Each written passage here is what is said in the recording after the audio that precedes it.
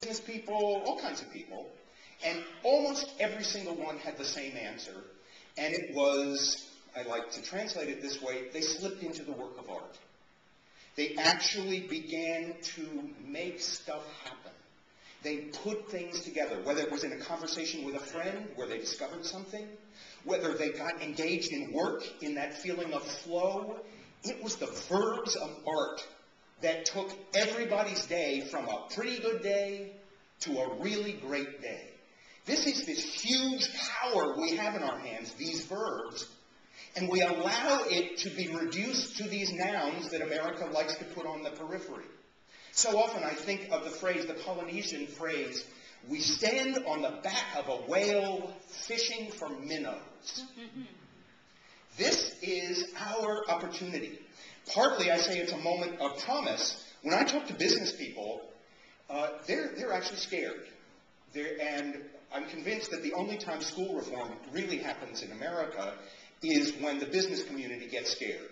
You think back to Sputnik and A Nation at Risk. They're getting scared now, and the scare is that creative capacity is going to move overseas to China and India and Singapore and other countries that are investing heavily in creative education, and we're falling behind even further than we're falling behind in math and English. And when I talk to business people, they have this aspiration toward creativity. We have the Partnership for 21st Century Learning, which is very invested in creativity, whose leadership has left the station without the arts. Everybody else is on board except us because we haven't pulled our act together. And when I have meetings with business people who aren't the ones we like, the ones who get it, but are the hard-ass ones who say, God, art's fluffy. I take a lot of those gigs. My number one gig in business is creativity, but no art. It's like, creativity, good, we need that. Come in, work with our board of directors, but don't goop it up with all the touchy-feely, crappy stuff.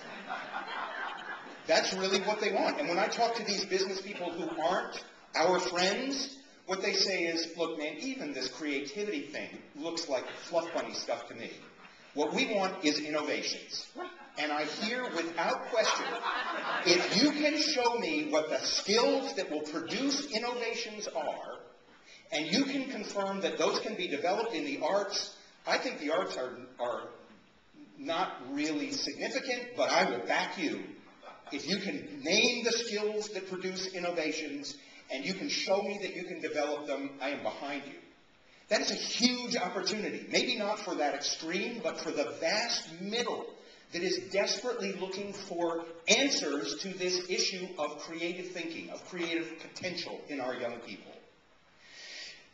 I'm going to urge you to think about the Minds Wide Open 2012 in this light, that it is an opportunity to experiment boldly. One of the things I've noticed going across the country is that every major arts institution in the United States is now experimenting. Most of them, it's still around the periphery of what they're doing, but they are trying new stuff, some of which comes really close to the core of what they do. You could call it a crisis of relevance. I call it experimentation to rediscover their relevance. The keynote speaker of the National Performing Arts Conference in 2008 was Jim Collins, a business guy. He's a business guru, written a bunch of books on good to great. I lobbied heavily against his giving that keynote speech. Just in the interest of full disclosure, I thought the last thing we needed at the largest gathering of arts in history was a business guy telling us what to do. He turned out to be fantastic. And he made a key message, which was, when you are in crisis or in turbulent times, two things you need to do. Businesses, nonprofits, arts, same. Number one, get the right people on the bus. I think we've got the right people on the bus. Number two, he said, pull back to your core values and beliefs and experiment boldly from there. He said, but you all think your core values and beliefs are those works of art you like to present? That's the way you've been experimenting. That's what you have to go back to, the very reason the arts existed in the first place. 30,000 years ago. We beat the wheel by 20,000 years. Cut back to the very reason the arts are there, the verbs of art, and experiment boldly from there. That's what I'm going to urge you to do in Minds Wide Open 2012. Experiment boldly in the verbs of art with young people in what you personally are jazzed about. One of the rules of thumb I impose on my poor, unwitting students is a very heavy burden of this statement. 80% of what you teach is who you are. 80%.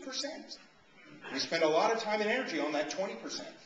On the curriculum, all the good programs, all the program design, all the good professional development, and 80% is that person who is in the room. And the teaching in, and when I say in the room, I mean the room like legislative offices. You are all educators all the time. Legislative offices, grocery store lines, as well as classrooms and arts workshops rooms. We are all educators all the time, and 80% of our impact is in the quality of our listening, the way we put things together that we care about in real time with people, when we listen to that legislator and change the conversation based on what we've heard, when we discover something together, when we hear a child and actually draw out her capacity. It is the verbs of art and our walking around with them, tired as we may be and frustrated as we may get.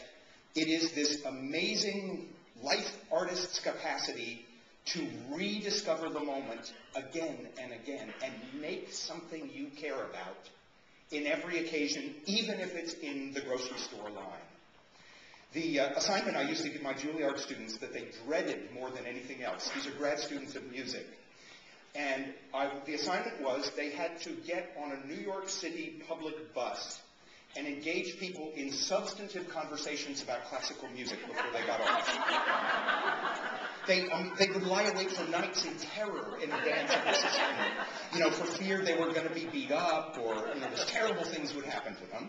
And almost invariably, they came back with the same observation, which was, if you start by just talking about music, everybody's got like a whole big life in music. Uh-huh. Join in the common, human, ancient love, vitality, meaning of a life in and around music. And once you have put things together with that person about music, they get really interested in this quirky little slice of it that you have as dedicated to classical music. That's interesting to people if you join together in a commons about the importance, essentialness of music. As I read the research, particularly in England, but also over here, I keep returning to the phrase, the art club. The art club, beloved to us, I think we're all charter members of it, is we know how to make meaning inside the languages and disciplines of the art. We can take reading or talk about art and turn it into enhanced experience. We really can receive agency of any kind to enhance our artistic experience. As I look at the research, that the art club in America is about 6 to 7% of our population. And we base many of our ways of drawing people in based on beliefs and habits and patterns of the art club. And 93% of our country doesn't respond in the same way.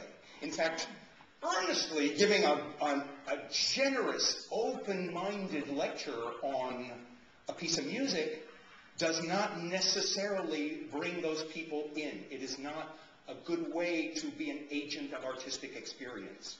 That's why we work with young people, that's why we work with the verbs, and that's why we listen hard and get more and more specific about how to bring people in. I mentioned that almost every major arts organization in the country is experimenting. I want to name some of those experiments to challenge you. Remember, where we're heading here is your job is to engage in bold experiments with young people and the arts so that your 80% is redolent is vivid, is resonant when you're dealing with young people. So they get, whoa, that's what it's like to be somebody who's filled with the verbs of art, as opposed to someone who is just trading in the nouns of art. So that's the experimentation I'm going to invite you to do. Some of it has to do with creativity. We've got some great examples happening around the world. Probably the most inspiring for me is what's happening in Scotland.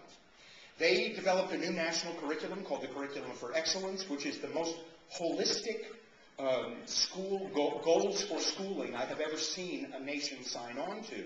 And they realized after 2 years they were not going to be able to achieve these ambitious goals unless they embraced creativity across the curriculum.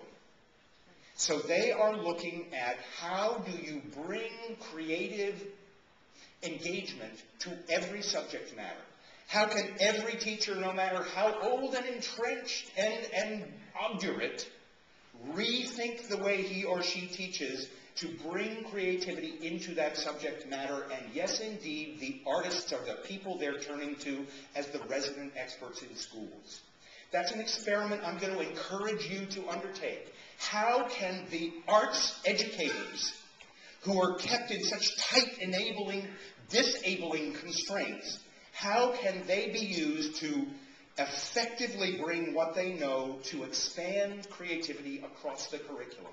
How can they become colleagues? What projects can they engage in? Not just interdisciplinary or arts integrated curriculum, which is great, but even more. To work with that science teacher on project-based learning and what we know about engagement. So in fact, we can become a resource for vitalizing learning in schools. That is our birthright, that is our capacity, and we are not tapping it.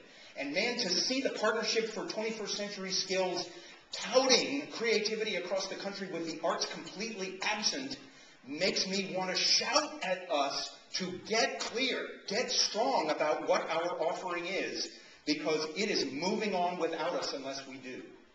I want to give you another idea for a way that we can experiment in schools with creativity.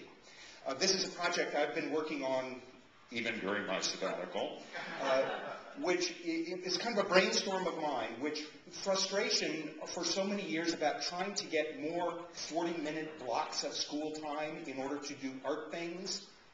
The thought was, wait a minute, what if art doesn't have to be taught in 40-minute blocks, a currency that is impossible to gain in American schooling? What if creativity could be taught in 2-minute blocks of time, twice a day, 5 days a week, every week of the entire school year? What if we could isolate, almost like an isotonic exercise, a particular capacity of art, of creativity, and work it in a playful, engaging way twice a day? I've had a number of teachers around the U.S. experimenting with this. And what they report is, if you come up with a metaphor-making game that's playful, fun, fast, and you do it twice a day, it takes about 2 weeks till metaphors start appearing on the playground. The pleasure of it, the fun of it, the inventiveness of it. And if it's 2 minutes twice a day, you don't have to assess it. It comes in under the radar and just becomes a part of the vitality of that young person's life. And the kind of play, the kind of thinking that young person likes to engage in.